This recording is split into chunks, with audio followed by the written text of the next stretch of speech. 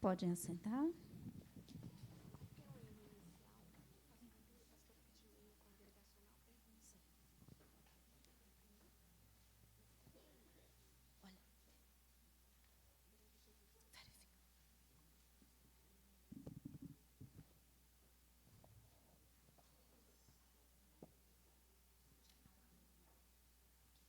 Assalamu alaikum. Sábado Said. Feliz sábado a todos. Nós teremos agora um louvor congregacional e vamos cantar com o coração ligado ao céu. Vamos aguardar a projeção do louvor.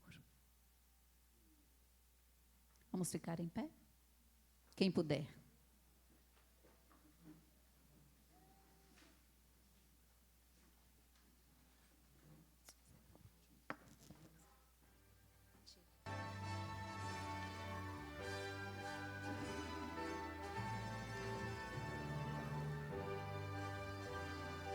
Obrigada.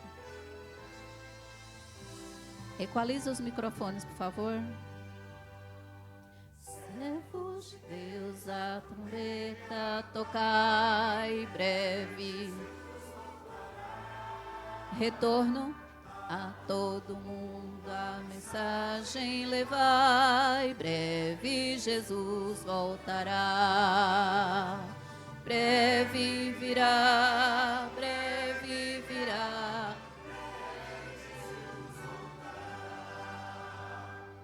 Ide às nações e depressa anunciai. Breve Jesus voltará. Gratos, alegres, as novas cantai. Breve Jesus voltará. Breve virá, breve virá, breve Jesus voltará. Montes e vales o som ecoai, breve Jesus voltará. Ondas do mar a canção entoai, breve Jesus voltará. Forte, gente.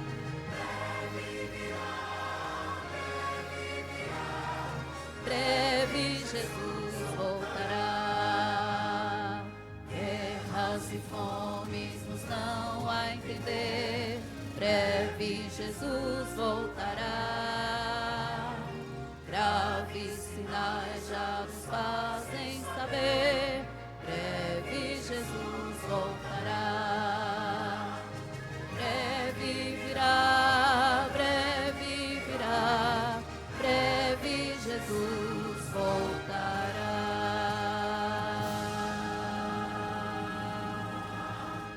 Muito bem. Podem assentar. Bom, nós temos... libera o microfone aqui, por favor. Segundo. Temos o prazer de ter mais uma bênção conosco, o pastor Tito. E quem conhece o culto da mata? Quem já experimentou? É maravilhoso, né? Primeira vez que eu fui, eu falei assim, para onde estou indo? Dentro desse... fazer trilha. Mas quando cheguei, maravilhoso. Pastor, a comunidade árabe agradece por aceitar o convite. Obrigada ao professor Tiago, nosso querido, que fez o convite. Apresente-se devidamente, que o Espírito Santo use poderosamente nesta manhã. Deus abençoe. Alguém diz com muita sabedoria que o mundo é das mulheres. Parabéns, mulheres. Eu me sinto honrado nessa manhã por estar diante de pessoas ilustres como são vocês. Todos nós fazemos parte da família de Deus. Todos nós somos nobres. Se alguém te perguntar qual é o teu nome, diga assim: eu sou a princesa Esther. Se alguém perguntar para você, diga: eu sou o príncipe José. Por isso eu me sinto honrado nessa manhã, poder estar no meio da minha família, porque todos nós somos filhos de Deus. Quero agradecer então esse convite maravilhoso que foi feito para a minha pessoa. Aqui é um lugar diferenciado. Eu percebi que muitas pessoas já foram por culto da mata. Ali nós chamamos comunidade do culto da mata. Digo todos os domingos, aqui não tem uma placa de igreja, para que todas as pessoas possam adentrar no templo verde. Que gostoso, não? Se você quer orar nesse instante, contemple esse aspecto verde. Cada folhinha, cada flor representa a presença de Deus. Você deve sentir num lugar tão agradável. E assim é a comunidade do culto da mata. Se você não foi, faça planos. Porque quem bebe daquela fonte sempre retorna. Eu não vou mencionar nomes, porque eu estou aqui vendo várias pessoas que são frequentes no culto da mata. Queridos irmãos, é um lugar diferenciado, como também aqui. O procedimento que nós temos para poder entrar em oração faz parte da adoração. Todo o simbolismo que você faz ao levantar as mãos, ao estender as mãos, para olhar para cima, você percebe que você está na presença de Deus. Faz mais ou menos 2 anos, pastor da igreja da comunidade do Morumbi, fui convidado para ele foi convidado para pregar no culto da mata, e ele disse: pastor, me permita, esse lugar é um lugar santo. O senhor permite que eu possa tirar os meus sapatos? Eu disse para ele: sim, pode tirar os sapatos. É uma maneira de externar, é uma maneira de poder exemplificar a nossa presença na presença do Pai, do Filho e do Espírito Santo. Tive a oportunidade de poder adentrar em algumas igrejas lá no Oriente. Como é gostoso entrar numa igreja árabe. Como é gostoso entrar numa igreja muçulmana. Que respeito, que solenidade. Isso faz parte de que você é uma criatura. Você está perante o Criador.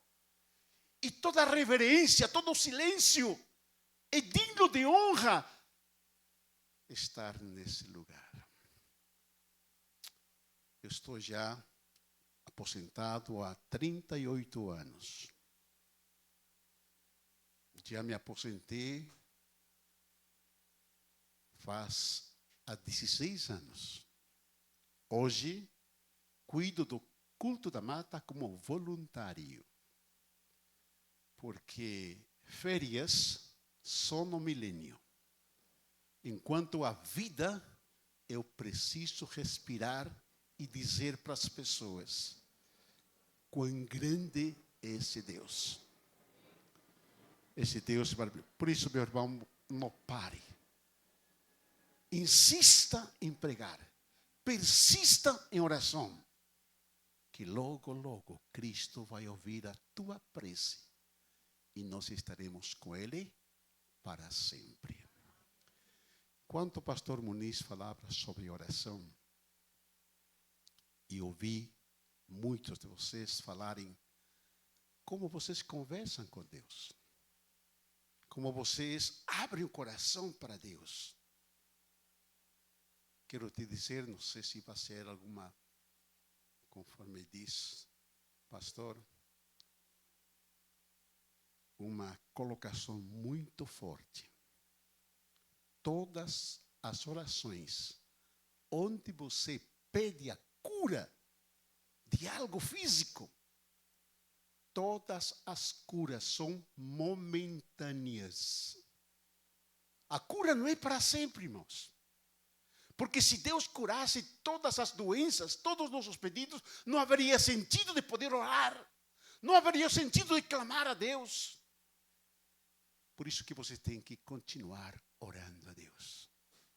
Tem que estar pedindo a Deus a presença do Pai, do Filho e do Espírito Santo na tua vida. O título do meu sermão hoje tem a ver com duas palavrinhas. Priorize a prioridade na tua vida. O que é priorizar? Qual é a prioridade que eu devo ter na minha vida? Diante de muitas definições, o que é prioridade? Eu encontrei algumas. Prioridade é um processo de identificar as prioridades. Prioridade define uma ordem de execução. Você precisa colocar em ordem primeira prioridade, segunda prioridade e terceira prioridade. Há outros mais interessantes, é uma qualidade e condição, o estado daquilo que vem em primeiro lugar. Pergunto para você nesta manhã. O que é prioridade na tua vida? Amém? Diz, prioridade é colocar Deus em primeiro lugar. Se você não coloca Deus em primeiro lugar, deixa de ser uma prioridade. Por isso, meus irmãos, meus amigos, eu tenho na minha vida 3 prioridades. Em primeiro lugar, Deus. Segundo lugar, eu e a minha família. E em terceiro lugar, as demais coisas. Você precisa na vida sentir isso. Porque quem tem uma prioridade na vida, ele sabe o caminho que está seguindo. Nós sabemos onde queremos alcançar, como queremos atingir. Querida igreja, você conhece muito bem Mateus capítulo 6, versículo 33. Que diz aquilo que você já conhece. Buscai em primeiro lugar a Deus e as outras coisas vos serão acrescentadas. Por isso que eu penso muito, se Deus não estiver em primeiro lugar, conforme já diz, deixa de ser uma prioridade. Para mim, a prioridade na minha vida é a volta de Jesus. Isto é a minha grande prioridade. Meu amigo e irmão, é um direito teu não acreditar, mas é meu direito te dizer publicamente, Jesus está voltando. Querendo ou não querendo, ou não, Jesus vai voltar. Jesus vai voltar. Pronto. Não é uma opinião, é um decreto. E você precisa admitir de que realmente Cristo está voltando. Quero enfatizar e dizer nesse instante, Cristo está voltando quando? Agora. Cristo está voltando hoje. Cristo está voltando todos os dias. Por que falo isso, irmãos? No sábado passado, me aproximei da recepção do NASP, onde nós estamos frequentando. No balcão estava a minha querida irmã Helena. E eu disse para a irmã Helena, por favor, separe os presentes que nós daremos lá no culto da mata para as mães. E ela me disse, pastor, já separei. E no domingo, foi muito gostoso poder dar um presente para as mães. Porém, na segunda-feira, ela sofreu um acidente doméstico, caiu, bateu a cabeça, teve 3 paradas cardíacas e na segunda-feira à tarde ela faleceu. Jesus está voltando todos os dias. Pode ser que uma bala perdida possa atingir a tua vida. Pode ser que você passe por um acidente, por um desastre, um ataque cardíaco. Você tem prioridade pela volta de Jesus? Interessante que eu gostaria de fazer uma pergunta para você. Principalmente para poder atingir 2 grupos de pessoas. Não sei se você sabe que existem pessoas chamadas com o nome de José, 5.576.000 e alguns números a mais, de pessoas que chamam-se José.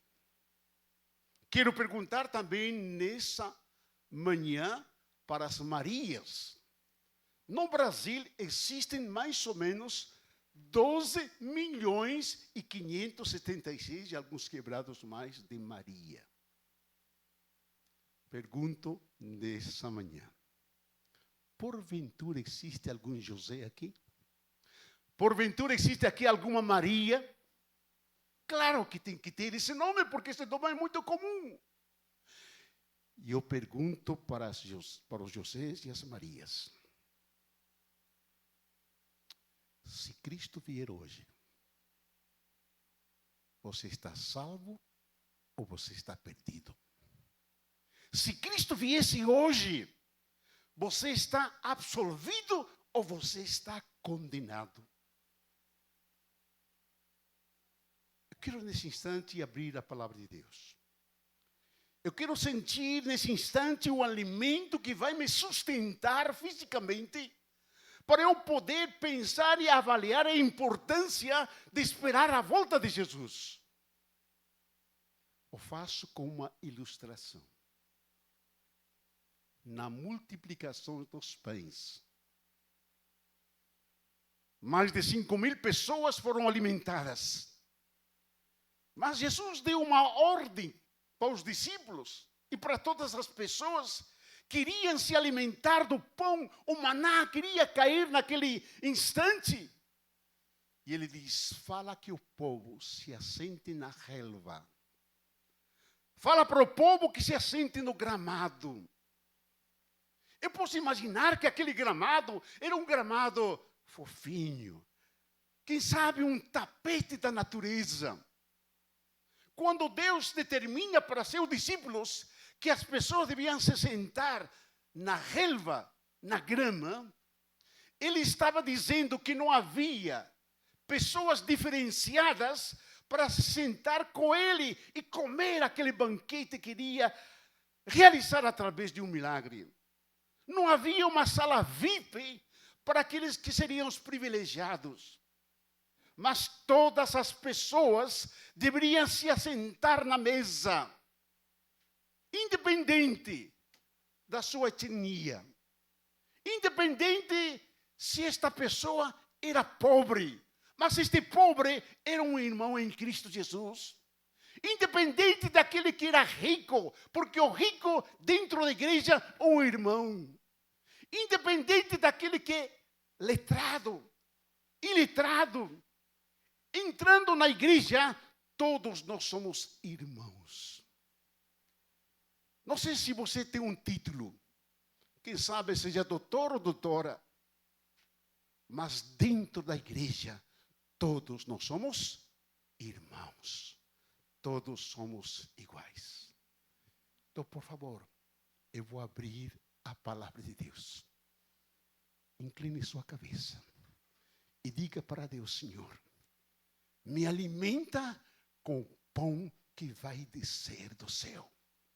Eu quero neste sábado me alimentar do maná para que possamos sobreviver e ter uma prioridade com Deus. Ore, por favor.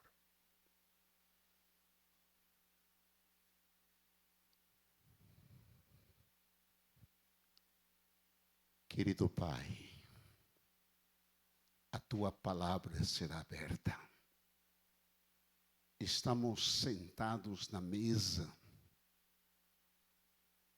não havendo exceção de pessoas, porque todos nós somos filhos de Deus. Estamos assentados aqui na relva, na grama, para sermos alimentados. E eu peço em nome do Pai, em nome do Filho, em nome do Espírito Santo, que o Senhor nos alimente. Em nome de Jesus. Amém. Eu vou abrir a palavra de Deus. Estou usando aqui a Bíblia Mensagem. Essa Bíblia não é bom para estudo bíblico, tá, irmão? Mas esse livro é muito bom. Aliás, esta edição é muito boa para poder refletir, avaliar, numa linguagem contemporânea de nossos dias. E você conhece muito bem aquele texto que fala sobre a volta de Jesus. São João 14, verso 1, 2 e 3. Estou lendo aqui na tradução Mensagens, no livro de São João, capítulo 14, verso 1, 2 e 3. Diz assim nesta tradução: não permitam que esta situação os aflija. Vocês confiam em Deus? Não confiam? Confiem em mim. Há muitos lugares na casa de meu pai. Se não fosse assim, acham que eu teria dito que vou preparar lugar para vocês?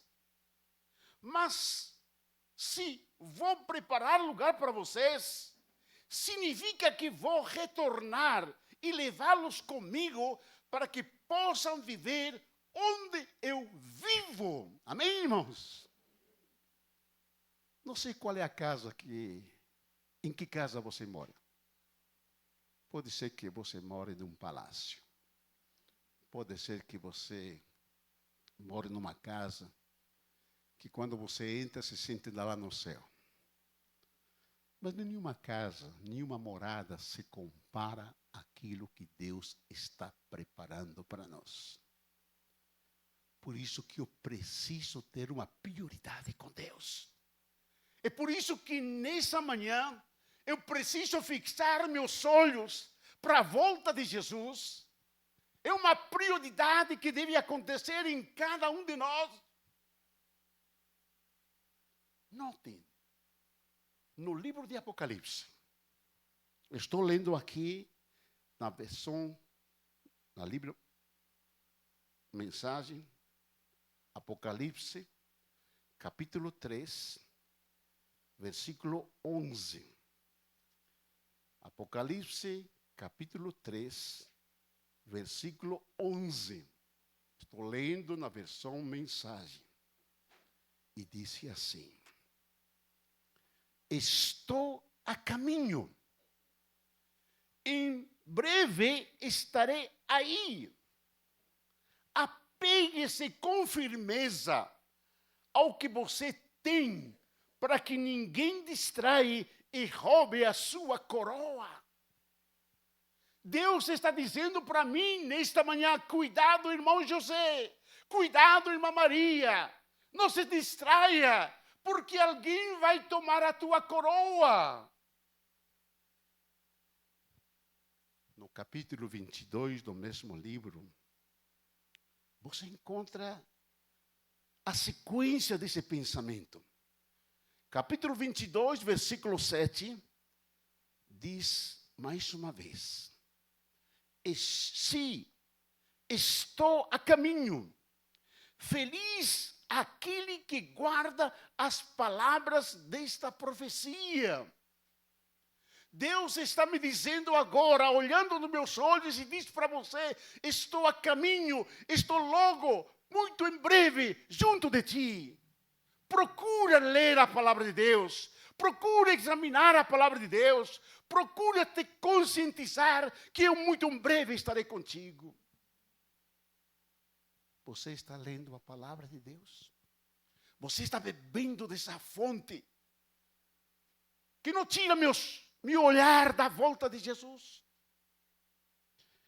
Notem no versículo 12: se estou a caminho, logo chegarei, trago comigo a retribuição, vou retribuir todos pela obra da sua vida. Deus está dizendo para mim, embora você esteja frustrado, embora você esteja desanimado, embora você não foi atendido pela oração que você fez, mas Deus diz para mim nesse instante: olha, eu estou chegando, eu estou perto para muito em breve retribuir e dar a recompensa para você.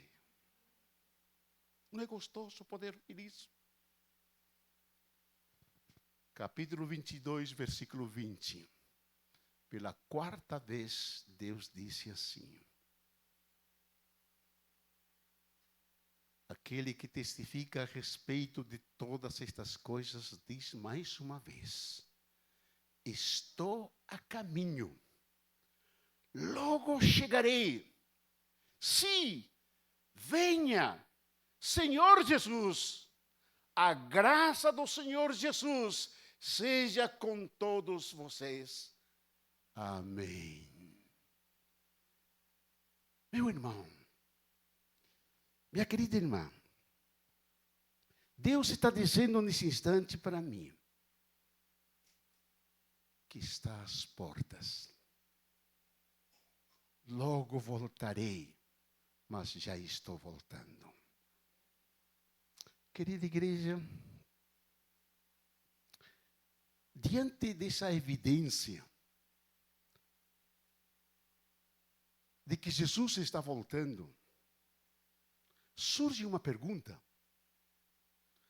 Aquelas duas palavrinhas que nós encontramos numa ênfase muito grande, em algumas partes da Bíblia, que diz: até quando? Até quando? Ela é mencionada 50 vezes na palavra de Deus. Quem sabe nessa manhã alguém está se perguntando, alguém está dizendo: Senhor, mas até quando eu vou sofrer?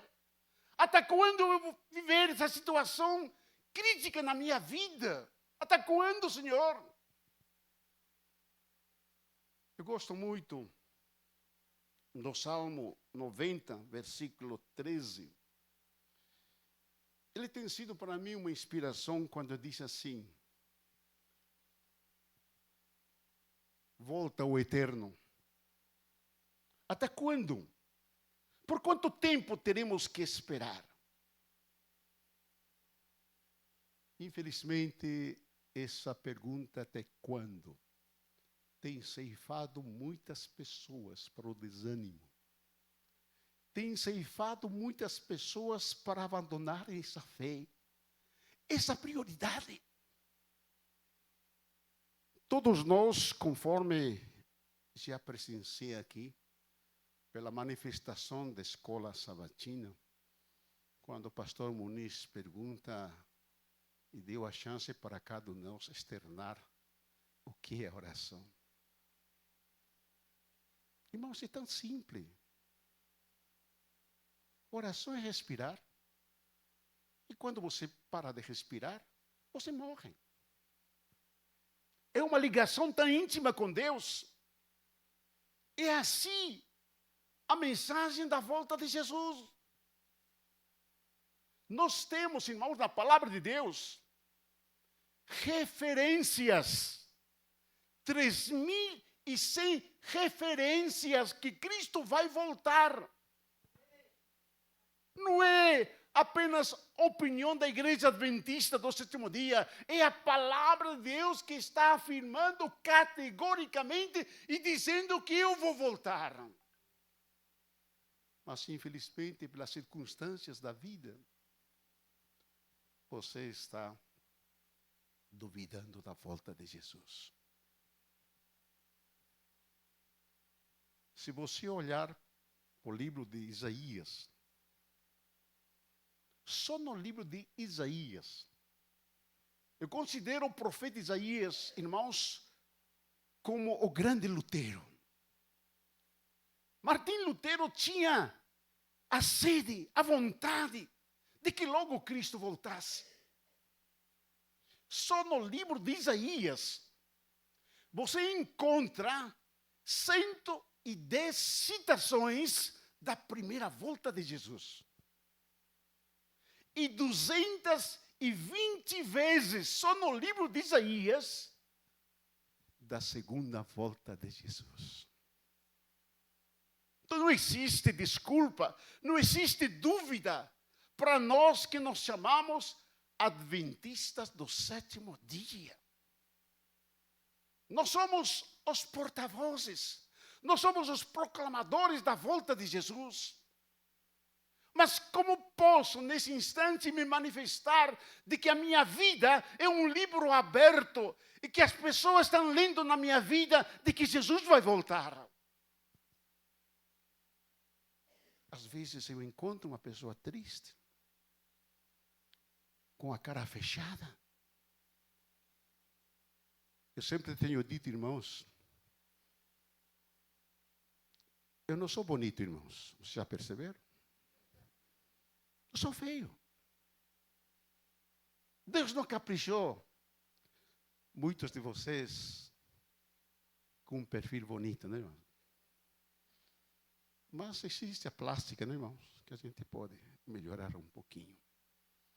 Mas quando eu me olho no espelho e digo assim: espelho, espelho meu, existe alguém mais bonito que você?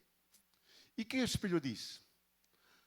Não, sim, mas você é a coisa mais linda para Deus. Nós fomos feitos à imagem e à semelhança de Deus. Por que então eu tenho que manifestar no meu perfil sinais de tristeza, sinais de melancolia, sinais de medo? Por favor, você que é feio igual que eu, irmãos, olhe para o espelho e diga: eu sou a criatura mais linda para Deus. E se isso acontece, irmãos, as coisas mudam. Eu moro num condomínio. E quando eu vejo uma pessoa de saia no condomínio, eu sempre digo bom dia, boa tarde ou boa noite. Mas eu uso uma estratégia antes de falar. Eu digo para a pessoa, aliás, eu dou uma ênfase diferente. A paz do Senhor, irmão. Se ela me responde a paz do Senhor, ela é crente. Então eu digo para a pessoa: meu amigo, Jesus está voltando. Irmãos, eu quero fazer agora uma segunda pergunta. E gostaria que você, com toda sinceridade, me respondesse, porque eu preciso nessa manhã sentir o teu calor, se realmente você está esperando a volta de Jesus. Isso para mim é muito importante, porque todos nós que fomos criados à imagem e à semelhança de Deus, eu me torno no filho único. Você já pensou um pouquinho? quando você se olha no espelho, quando você foi criado à imagem e semelhança de Deus, você se considera e deve se considerar como a única criatura que vive aqui nessa face da terra. Por que falo isso, irmãos? Porque se Cristo viesse e nesse planeta encontrasse apenas Adolfo Tito, o único pecador, pergunto para você, será que ele viria por causa de mim? Sim, ele viria. Porque eu sou, para Deus, irmãos, a coisa mais linda. Claro que eu tenho que pregar o Evangelho para todas as pessoas. Eu gostaria que todas as pessoas aceitassem o Evangelho da volta de Jesus. Mas sou eu o privilegiado. Eu sou o único. Não existe alguém igual à minha pessoa. Ilustro. Você conhece muito bem quando diz a palavra de Deus do bom pastor, e o pastor tinha 100 ovelhas e uma se perdeu. O que aconteceu com as 99? Esqueceu. Ele foi em procura de uma. Esse um sou eu. Sou eu. E ainda Lucas capítulo 15 exemplifica que por essa única ovelha que representa a pessoa pecadora, o que aconteceu lá no céu? Festa, alegria por um pecador arrependido. Agora a minha pergunta, olho no olho. Se existem tantas evidências, se existe na palavra de Deus que eu sou o único, por que Cristo não voltou? Me responda. Por que Cristo não voltou? Eu quero conjugar o verbo eu no singular, presente. Quem é culpado porque Cristo não voltou? Sabe quem é? Sou eu.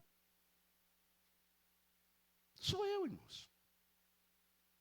Porque se Deus declarou que eu sou o único, eu preciso viver o Evangelho. Porque se eu não vivo o Evangelho, eu não estou dizendo para as pessoas que Jesus vai voltar. Exemplifico um pouquinho mais o único.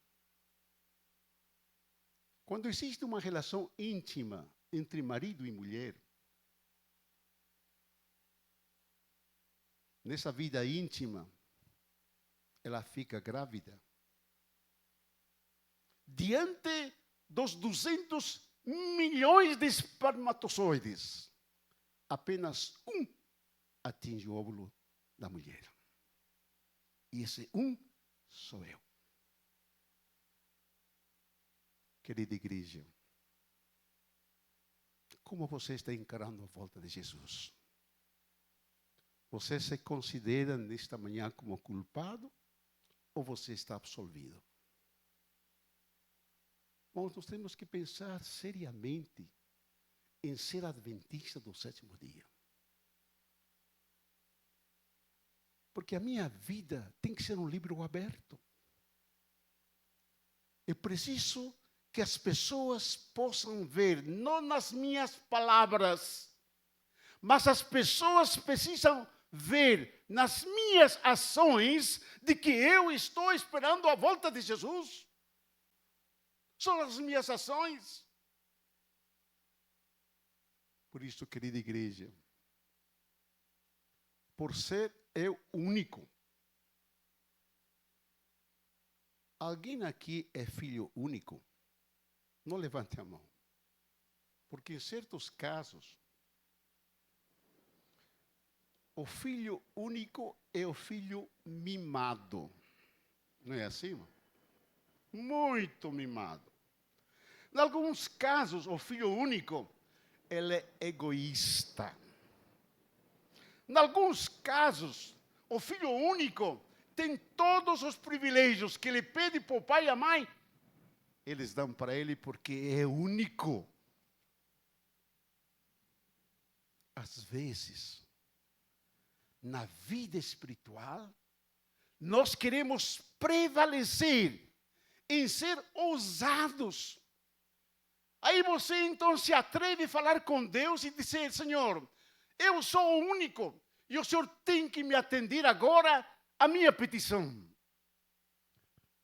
Por favor, espera um pouquinho mais. Não sou nada contra com aquela música. Espera um pouquinho mais. Às vezes nós estamos cantando só essa música. Espera um pouquinho mais. Eu tenho aqui, irmãos, de um adventista do sétimo dia, que mandou uma carta para a revista Adventista do sétimo dia. Está aqui, está original. Ele mandou essa carta no mês de novembro de 1973. Um filho único, ousado com Deus, aproveitando de que ele é um filho único, ele escreve a seguinte carta para Deus. Disse assim: Senhor Jesus, remeto-te esta carta urgente, via santuário, onde sei que o Senhor está, para te dizer que estou agora muito preocupado com tua vinda. Embora, devido à vida agitada, ocupada, absorvente que levo, peço que o Senhor considere a minha petição. Não disponho de tanto tempo para estudar a palavra de Deus. E a cartinha é um pouquinho longa. E ele disse: Senhor, eu tenho ainda alguns sonhos a realizar na minha vida. Senhor, eu tenho ainda que adquirir algumas propriedades aqui nessa terra. Senhor, eu investi na bolsa de valores algum dinheiro que eu tenho para poder ganhar. Senhor, eu ainda não li os livros do Espírito de Profecia, nem aquele livro chamado Veredinha. E ele diz: por favor, bom seria que o Senhor viesse no dia de sol, num dia de feriado, onde podia chamar os vizinhos para ter uma refeição aqui em casa. Mas no momento, por favor, não venha. Pois eu escrevo esta carta, Jesus. Preciso da tua ajuda. Avisa-me antes de voltares. Sim. Com grande estima e apreço, um adventista do sétimo dia. É uma tristeza que o adventista esteja pedindo que Deus adie ainda a sua vinda. É uma tristeza para aquele que foi resgatado das trevas e ainda possa pedir a Deus: Senhor, eu quero realizar ainda a minha vida. Eu quero cumprir os sonhos ainda na minha vida. Aguenta um pouquinho mais. Será que eu estou nesse instante falando para alguém que está pedindo que Jesus retarde um pouquinho mais?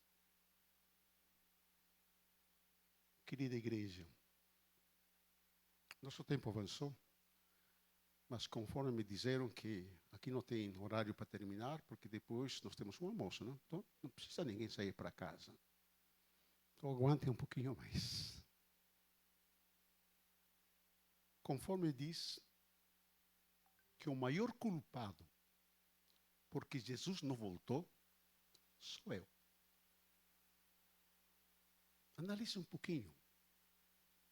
Avalie. Faça uma autoavaliação da tua vida. Como você está com Deus? Qual é o teu relacionamento com Deus? Já pensou? Quero nesse instante usar o capítulo 40 de Isaías. Uma metáfora. Eu quero nesse instante que você possa avaliar comigo essa metáfora. No capítulo 40, e gostaria que você se colocasse como o único culpado porque Jesus não voltou. Aqui no capítulo 40, não sei qual é o título que você encontra na tua Bíblia, mas nesta Bíblia, mensagem na linguagem contemporânea, tem por título, capítulo 40, diz assim: preparem-se para a vinda do Eterno. Eu quero fazer uma metáfora para que eu e você nós consideremos nesta manhã os maiores culpados porque Cristo não voltou. Se aceita? Posso abrir meu coração nesse instante para você? Porque eu estou dizendo que eu sou o maior culpado porque Cristo não voltou. Aplicando essa metáfora, eu quero centralizar. Vamos ler um pouquinho os versos 1, 2. Diz assim: confortem, confortem meu povo, diz o Senhor. Falem suavemente, com carinho a Jerusalém, mas também deixem muito claro que ele cumpriu sua sentença, que seus pecados foram removidos e perdoados. Ele foi castigada o suficiente. Agora acabou. Chega! O que eu preciso fazer? Vê agora do versículo 3 em diante. Trovão do deserto. Preparem-se para a chegada do Eterno. Tornem o caminho plano e reto. Um caminho adequado ao nosso Deus. E agora, irmãos, o verso 4 declara publicamente que eu preciso estar preocupado com 4 prioridades na minha vida. Eu preciso, nesta manhã, sentir que eu sou o maior culpado da volta de Jesus, porque eu não estou priorizando a volta de Jesus. E diz assim no versículo 4. Não sei como está na tua Bíblia, mas diz assim: um caminho adequado ao Senhor. Encham os vales. Significa que na vida de um cristão existe um vale. Existe um vazio. E esse vazio, ele precisa ser enchido de algo. Como estou fazendo uma metáfora desse verso, todo vale será exaltado. Esse vale, meu irmão, sou eu. Não sei como está a tua vida com Deus. Não sei se na tua vida existe algum vale. Às vezes, irmãos,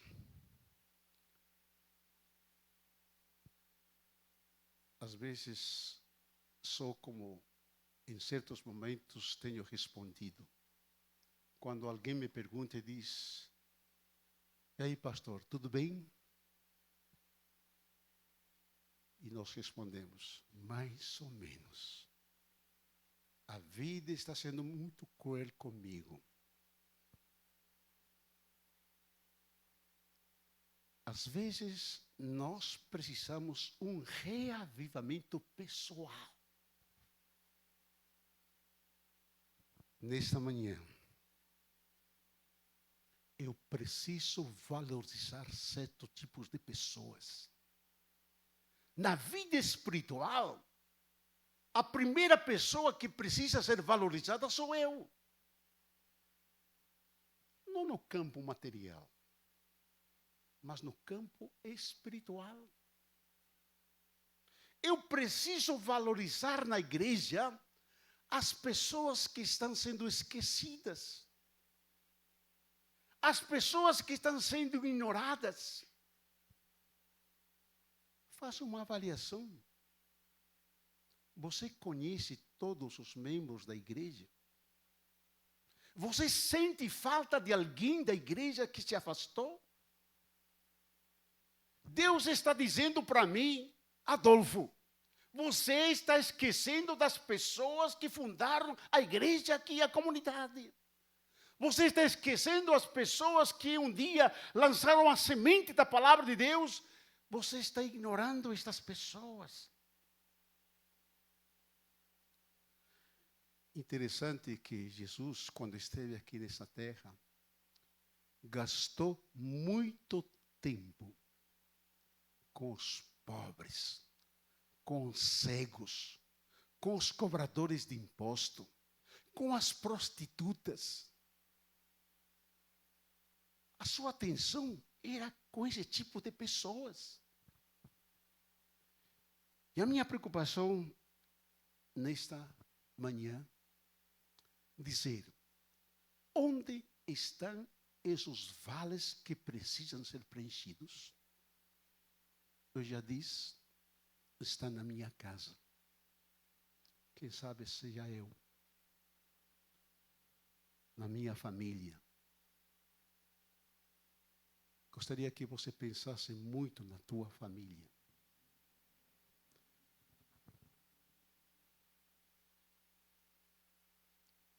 Os vales da igreja estão na própria igreja.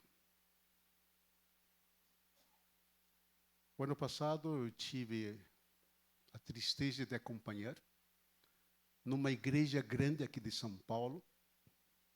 Foram removidos da igreja 1.600 pessoas. Removidas. O título era Paradeiro Ignorado. 1.600 pessoas. Ninguém se preocupou que essas 1.600 pessoas estavam vivas ou estavam mortas. Ninguém se preocupou se essas pessoas estavam passando por uma necessidade muito grande. Os vales estão dentro da igreja. Um sábado, estava numa igreja. E, para poder dar um pouquinho mais de valorização para os aniversariantes, se projetou no quadro, diz assim a pessoa do departamento de comunicação, aqui estão os aniversariantes do mês. Pode sentir que aqui na igreja quase acontece hoje, mas não tanto como eu presenciei. Eu me aventurei, olhando para esses nomes, e justamente naquele sábado, naquele dia, naquela data, eram 2 pessoas que estavam fazendo aniversário. Aí então diz, gostaria de dar um abraço para essas 2 pessoas que estão fazendo aniversário. É o José e a Maria. Por favor, venham. Quero dar um abraço. Ninguém se levantou. Minha segunda pergunta. Alguém conhece o José e a Maria? Ninguém conhecia. Como posso dizer que estou esperando a volta de Jesus quando nem conheço os membros que frequentam a igreja? Irmãos, existem algumas cadeiras vazias. Não será que naquela cadeira esteve um dia sentado aquele que lançou a semente na tua vida? Porque, infelizmente, nós adventistas temos um pecado muito grande. Esse pecado não vai ser perdoado por Deus. Até o batismo, a gente idolatra esse candidato. Antes do batismo, você vai na casa dele, busca para ir para a igreja, convida para almoçar ele, se batizou, aí você diz, você agora se vira. Como uma igreja pode proceder dessa maneira e diz que está esperando a volta de Jesus? Irmãos, isso para mim é muito forte. Diz uma frase: não trate as pessoas como eles te tratam. Trate-as da maneira que Deus trata você. Isso significa preencher os vazios, os vales que existem na igreja. Versículo 4 fala agora da segunda preocupação. E a segunda preocupação diz assim: todos os montes e os outeiros serão nivelados, aplainados todos os montes. Você sabe qual é o simbolismo dessa metáfora que fala dos montes, os outeiros? Significa que na igreja existem pessoas à semelhança de montes e outeiros.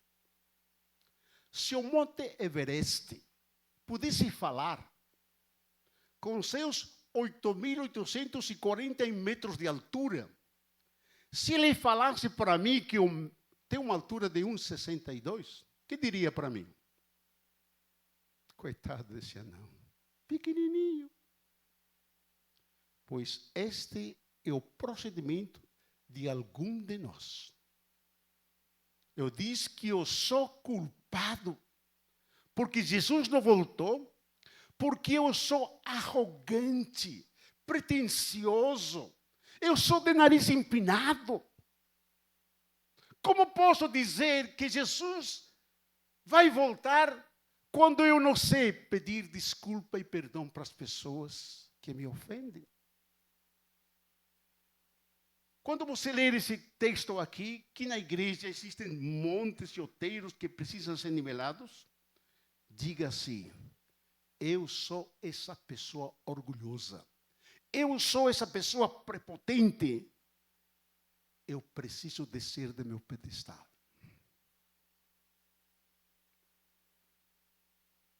Porque com os humildes a gente aprende muita coisa, irmãos. Mas não diga como alguém: eu sou humilde, humilde do meu orgulho. Deus nesta manhã está nos chamando. Versículo 4, a quarta preocupação. O tortoso deve ser retificado. A Bíblia me diz que eu sou um trapo de imundícia. A Bíblia me diz e me qualifica como o pior pecador da história. Quando eu leio esse texto, o tortoso deve ser retificado, eu penso em mim, irmãos, que eu sou o maior pecador. Deus me livre disso. Sou o principal pecador e preciso nessa manhã ser diferente. Às vezes eu fico pensando que muitos de nós somos adventistas do sétimo dia só no dia do sábado. Hoje já não é mais uma identificação, porque antigamente nós víamos com o inário, a Bíblia e a lição da escola sabatina. Hoje ninguém mais traz isso. Tudo está no celular. Mas antes havia uma identificação.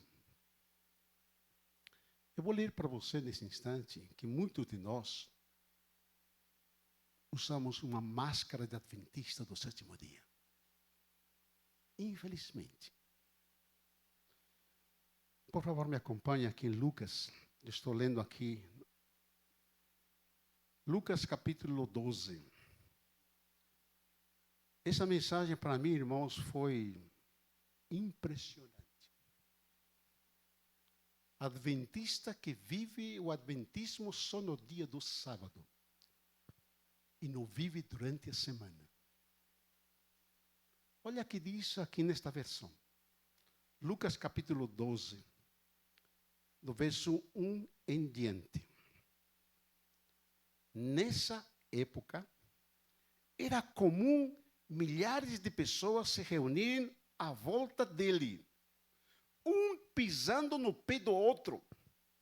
Mas a preocupação maior de Jesus era com seus discípulos, a quem alertou: vigiem vocês mesmos, para que não sejam contaminados com o fermento dos fariseus, com falsidade deles.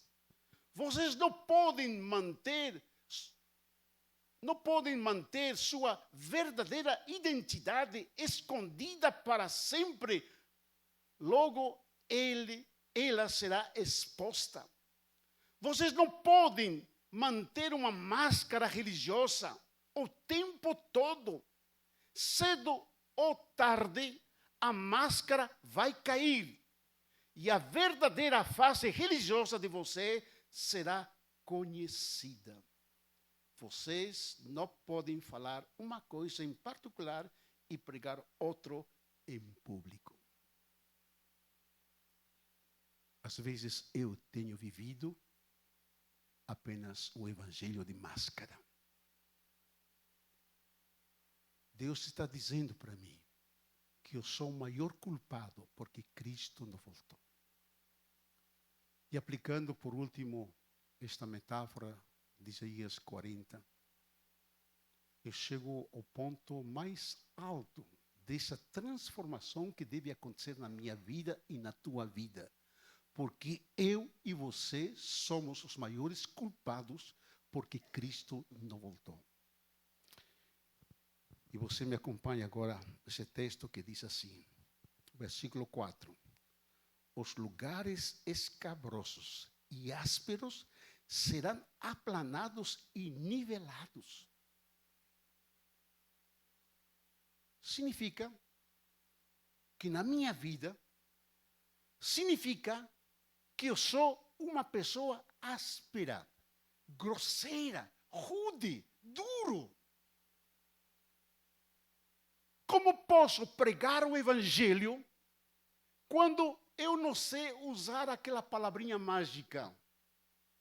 Obrigado, querida. Às vezes essa palavrinha é muito valiosa. Obrigado. Dá licença. Bom dia. Boa tarde. Infelizmente, irmãos, nós somos muito ásperos. Eu quero dizer para você nesse instante, eu sou essa pessoa grosseira, rude, estúpida, desajustado, áspera, indelicado, duro, insensível. Por isso que o apóstolo Paulo dizia: miserável homem que eu sou, quem me livrará desse homem perverso? Irmãos, enquanto nossa linguagem não mudar, eu não estou esperando a volta de Jesus.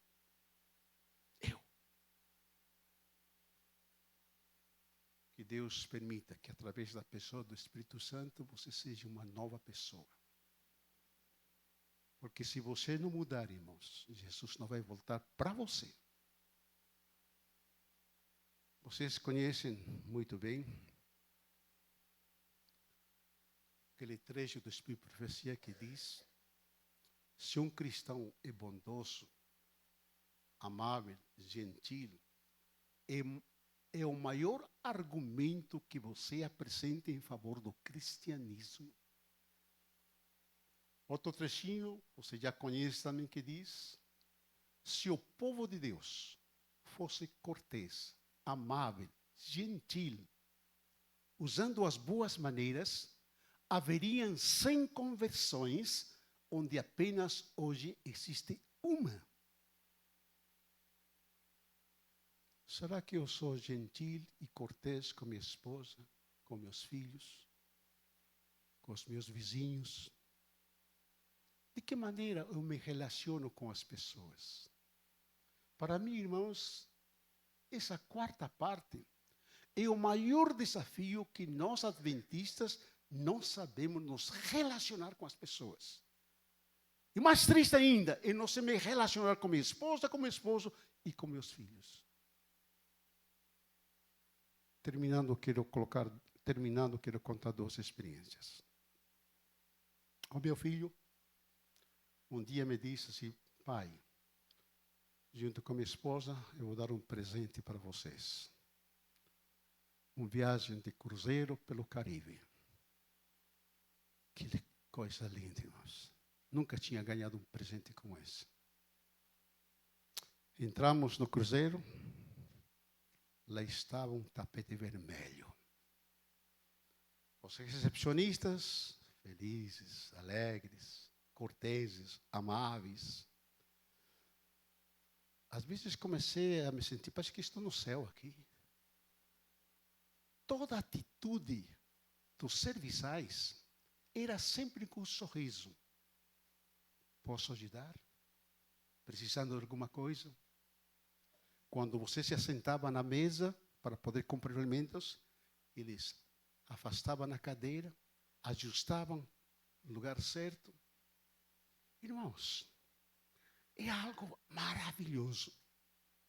Eu disse, tomara que um dia seja igual que essa pessoa, tão amável, tão gentil. Só que no final, quando meu filho fechou as contas, lá estava escrito, tínhamos comprado alguma coisa, lá estava a relação, a lista, ele estava um item que diz assim: todo sorriso, toda amabilidade, toda cortesia tinha que ser pago. Agora imagine, irmãos. Que decepção, irmão. Mas quero te dizer uma coisa, irmãos. Você precisa sorrir. Você precisa ser gentil, educado, amável. Porque o preço foi pago na cruz. Irmão, não temos direito para viver com uma cara fechada, amargurada. Não podemos, irmãos. Nós temos que ser as pessoas mais alegres, mais felizes. Embora as tempestades que você viva não se podem comparar com a glória que Deus quer te dar. Você sabe qual é o maior trauma do ser humano? O maior trauma do ser humano é o dia do parto do seu nascimento. Explico. Se eu pudesse falar aquilo que uma criança fala no ventre, na gestação de uma mãe, como será que ele se sentia dentro da mãe? Feliz. Comidinha na boca, tá? Através dos processos de... Era a pessoa mais feliz. E agora ele estava pensando, depois de 9 meses, eu vou ser expulso daqui. Como se sentiria essa criança? Essa criança dizia, não quero sair daqui não. Por favor, deixa passar 1 ano, 2 anos, porque aqui é um lugar agradável. Pois, meu irmão, o mesmo trauma do parto de uma criança vai ter outro processo um dia. Nós seremos aqui uma nova criatura em Cristo Jesus. E desse lugar ninguém nos tira. Eu quero nesta manhã me considerar o maior pecador, mas eu quero ser um vaso novo. Eu quero ser uma nova criatura em Cristo Jesus. Alguém quer me acompanhar nesta manhã? ser você uma nova criatura? Fique em pé, por favor. E cante comigo esse cântico que você conhece. É um cântico que expressa que você precisa ser um vaso novo. Que Deus possa te iluminar. Cante com alegria. Cante com um sorriso. Porque Jesus está filmando você. Imagine que essa foto, que foi tirada nesse instante, com a tristeza, melancolia, amargura, deve desaparecer. Por favor, solte a música. Um vaso novo eu quero ser.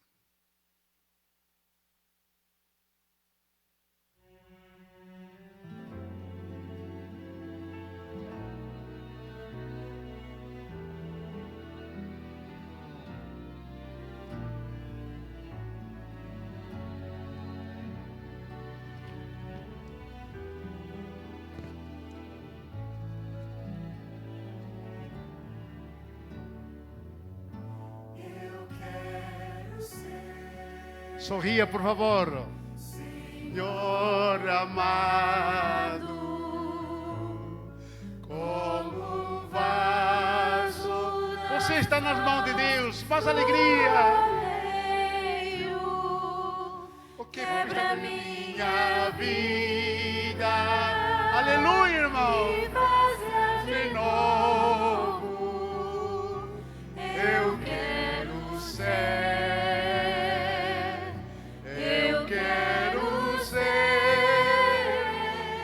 Amém. Um vaso novo, faz teu querer, Senhor amado,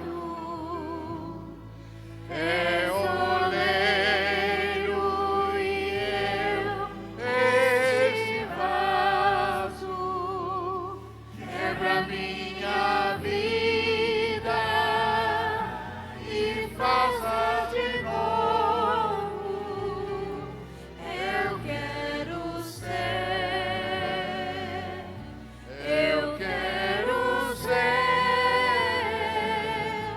um vaso novo, poder abrir, transforma o meu ser, faz de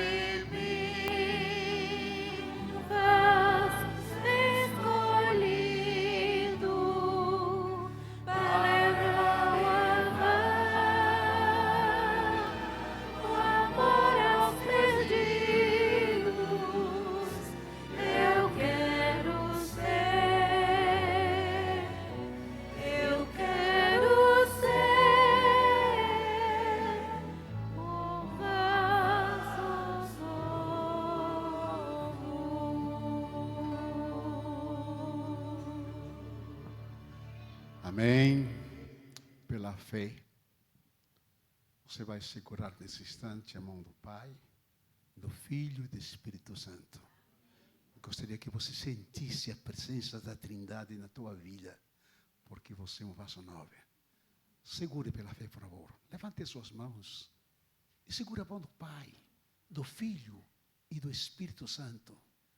Aperte a mão do Pai, aperte a mão do Filho, aperte a mão do Espírito Santo e diga comigo: querido Pai, eu quero ser um vaso novo.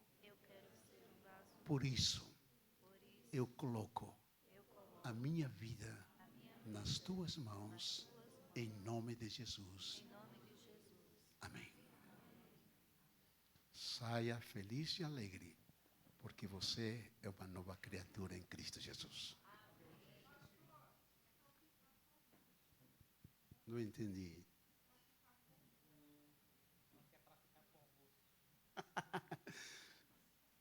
Vão se entristecer, porque você comeu bastante, hein? Estamos convidados. Obrigado. Vamos ao nosso hino.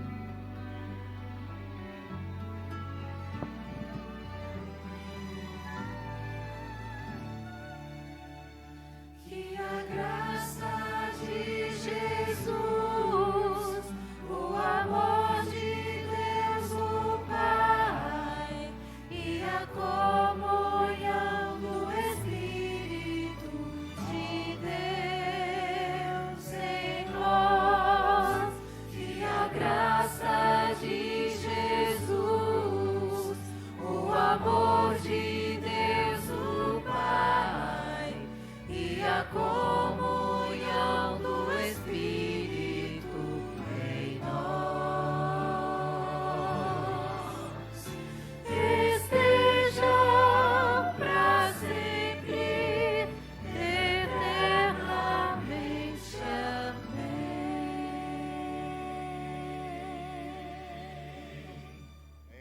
Amém? Que Deus abençoe. Sente, faça o coração. Obrigado.